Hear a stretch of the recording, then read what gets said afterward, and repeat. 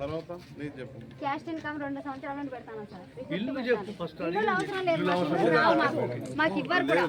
Caste అని ఇవ్వాలిగా, అది ఎందుకు ఇవ్వరు చెప్పండి. ఈసీబీ అన్ని వాళ్ళగా ఎంఆర్ఓకి 2 సార్లు అప్లికేషన్ పెడితే రిజెక్ట్ పెట్టారు. పోయినసారి ఇంతకు ముందు 2 సార్లు సార్ ఈ సంవత్సరం ఇప్పుడే కొత్తగా వచ్చారు. 2 సంవత్సరాలు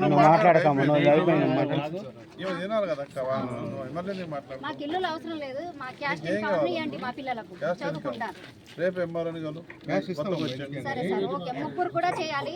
నాకైతే ఇల్లు అవసరం లేదు. నాకు ఇంతకు ముందు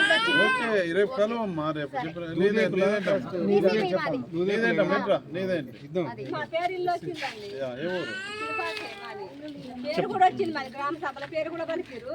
మళ్ళీ ఇప్పుడు ఇల్లు లేదని చెప్తారు. ఎవరు లేదన్నారు? చూపెట్టే వాళ్ళు అడగండి, ఎవరు చెప్తారు?